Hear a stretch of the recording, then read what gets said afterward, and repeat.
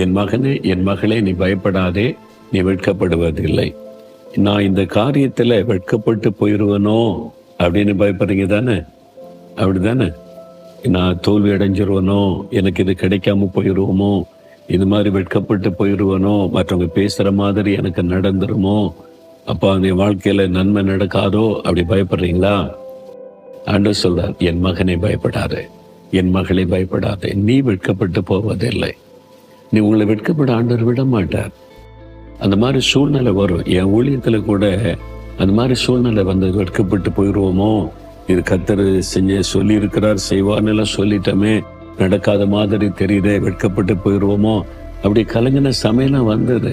அதனால சொன்ன, நீ பயப்படாத, நீ வெட்கப்பட்டு போக நான் விட மாட்டேன்னு சொல்லி அதெல்லாம் நிறைவேற்றி கொடுத்தார். உங்களை பார்த்து சொல்றாரு, என் மகனே, நீ வெட்கப்பட்டு போவதில்லை, என் மகளே, நீ வெட்கப்பட்டு போவதில்லை, பிறகு எதுக்கு நீ பயப்படணும் அப்படின்னு ஆண்டவர் சொல்லுகிறார். பயப்படாதங்க, வெட்கப்பட்டு போக கர்த்தர் விட மாட்டார். ஒரு கணவன் மனைவி ஒரு சமயம் சொன்னாங்க, சில வருஷமா உங்களுக்கு குழந்தை இல்லை, அதனால சொந்தக்காரங்கெல்லாம் பரிகாசம் அப்படிலாம் பண்ணாங்க. இவங்க ஜெபித்த போது ஆண்டவர் வாக்கு கொடுத்தார், நான் உன் சந்ததியை பெருக பண்ணுவேன்னு சொல்லி. உடனே இவங்க போய் பாருங்களேன், குழந்தைக்குரிய ட்ரெஸ் எல்லாம் வாங்கிட்டாங்க. குழந்தைகளுக்கு ஒரு ஷூ, குழந்தைகள் போடுற ட்ரெஸ் எல்லாம் வாங்கி வச்சுட்டு, சொந்த குடும்பத்தார் வந்தால் எங்களுக்கு ஆண்டவர் குழந்தை தரப்போறாரு, ட்ரெஸ் எல்லாம் வாங்கி வச்சுட்டோம் அப்படின்னு. அப்போ பார்க்குறாங்க, விதர்ப்பமாக பார்க்குறாங்க, குழந்தையே உண்டாகலை, ஆண்டவர் தரப்போறேன்னு சொல்லியிருக்கிறாருன்னு எல்லாம் வாங்கி வச்சிருக்கிறாங்களே அப்படின்னு.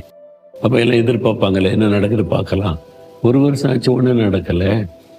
அப்போ எல்லாம் கேள்வி கேட்டாங்க, என்ன நீங்கள் எல்லாம் வாங்கி வச்சிங்க, கர்த்தர் தரப்போறாரு, நீங்கள் இயேசு தரப்போறாரு, வாக்கு கொடுத்துருக்காரு சொன்னீங்க, ஒன்றும் நடக்கலையே, இவங்களுக்குள்ள வெட்கப்பட்டு போயிடுவோமோ அப்படின்ற ஒரு பயம்.